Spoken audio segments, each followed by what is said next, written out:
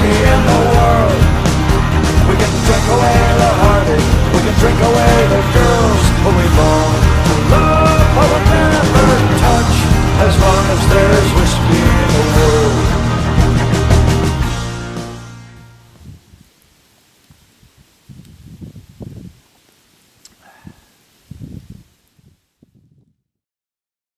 G'day!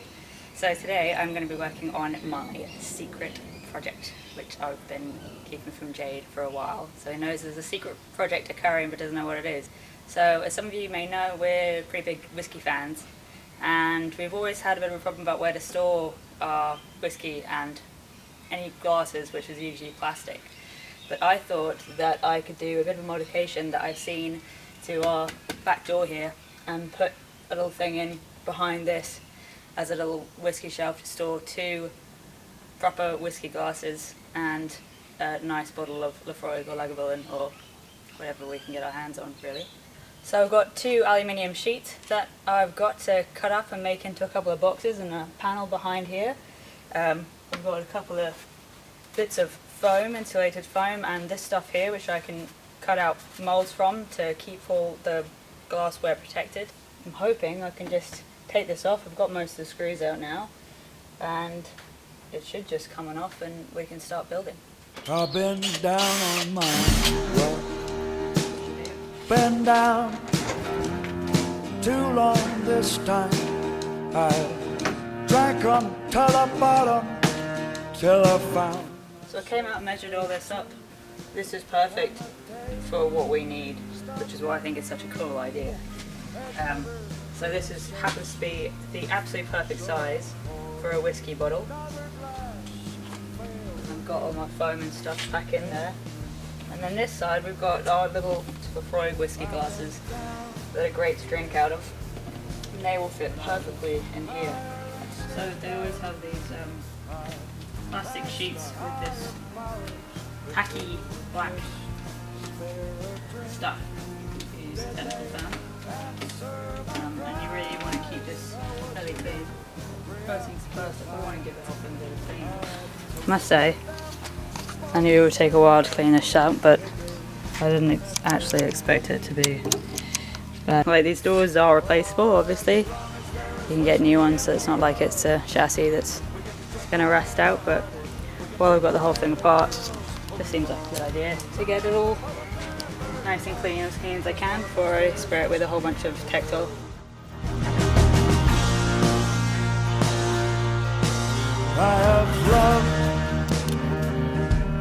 Nice and dry and rust proofed. Perfect. We're going on to the next stage of the secret project.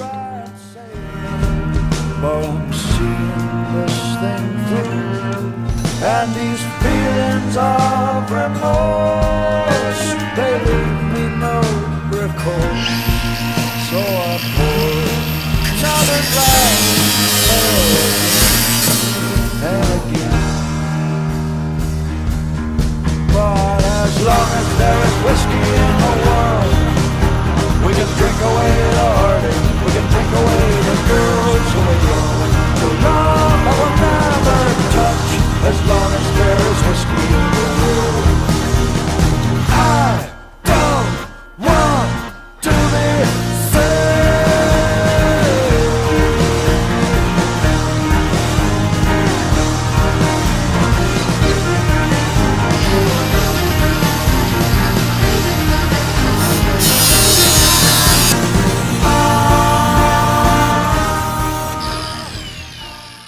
I have finished doing the aluminium plate. Not gonna lie, it's kind of bodgy. Had to make a couple of adjustments just to make it sit in there because it's pretty tight, which is good because it just means that will hold the whole thing in quite well. I don't actually want to get too close. And then we've got the little box here.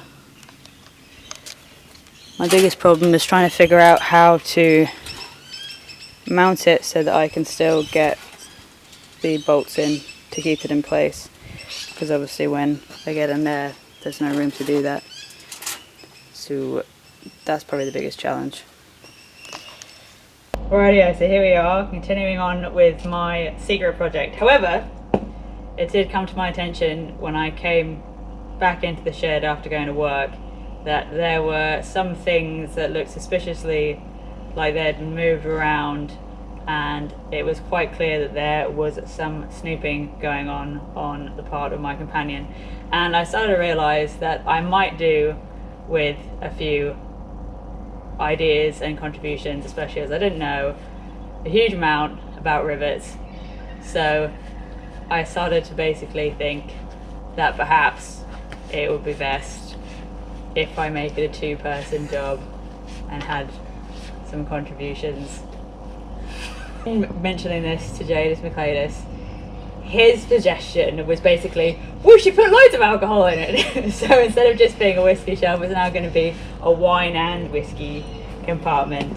So we're going to make it a dual compartment. So I'm going to make another little box that I'm making up now, and we decided that I was having trouble dicking around with the bolts, and Jay suggested that they are not the best fasteners to use, and that rivets would actually be better, which I thought they might be, but I don't know anything about it. So I thought rivets. Yeah. Well, we're just going to rivet this together.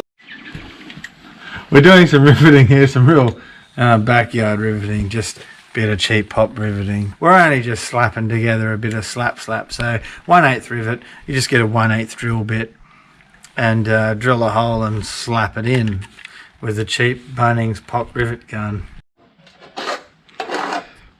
Charlie is the quality assurance inspector. He is.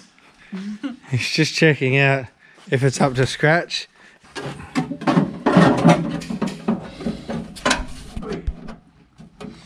so. That should fit in there pretty nice. It's a little bit dark, but you can just about see that we are going to. It's sort of resting on the bottom here, so it's got that extra stability. And I've cut back a little bit so that it can neatly rivet into the steel here. There's, I don't know if you can see that, but there is a little, there's like a structured bit of that. So we're just going to drill into this, and then we can pop some pop rivets in, and then I can bend this sheet back, and we'll then rivet the two. Where's the box? Rivet. And then we can rivet this to the other one so that it's pretty stable. And after that I will foam it up, and then I'm going to douse it in canvas and basically make it look really shit hot. We're using a 1/8 cobalt drill.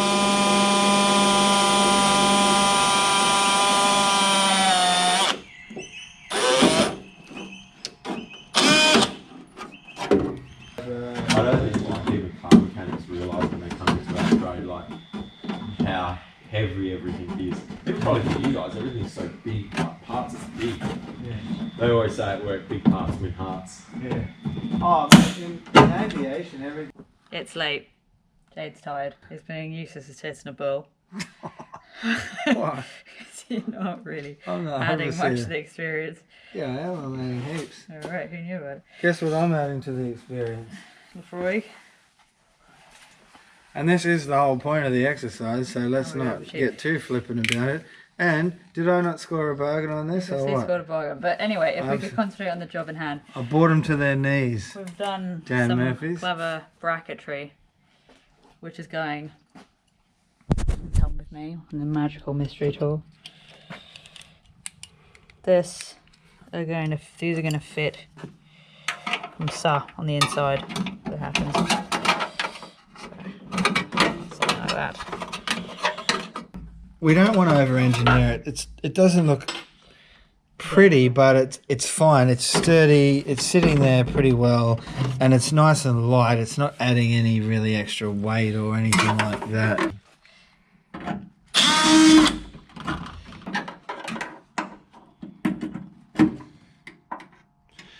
And there's that on top. So then she's going to slap a rivet in, and we're all going to live happily ever after. I just enlarge this so it fits nicely over the top. Now I've got all the foam padding in. So there's a nice space there for the glasses and 2 bottles. Now I've just got to coat it in canvas, make it look all neat and stylish. and also do this piece. I'm just trying to neaten up these rubbish edges here. But as long as there is whiskey in the world, we can drink away the heartache, we can drink away the goods we own. So love I will never touch, as long as there is whiskey in the world. I don't want to be saved.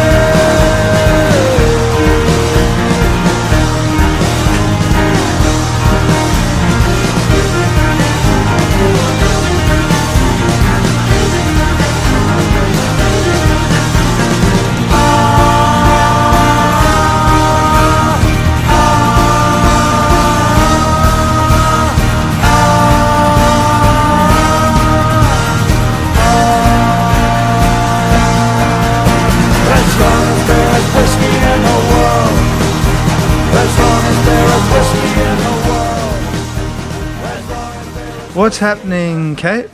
I am using this glue to glue our fabric. So Kate's just going to slap it on, I think, aren't you, Kate? And it should stick. And there you have it, folks.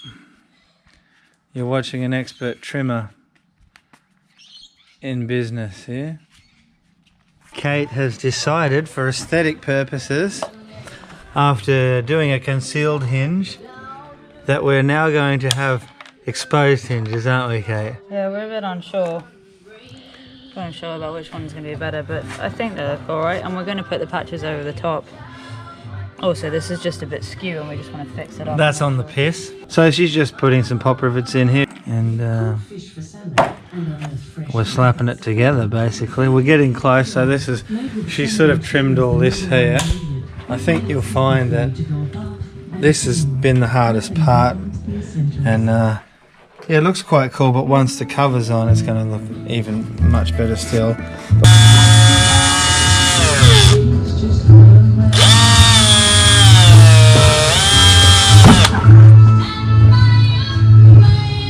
So you have what? This is Tommy Burnett on the Johnny Cash Show. At this stage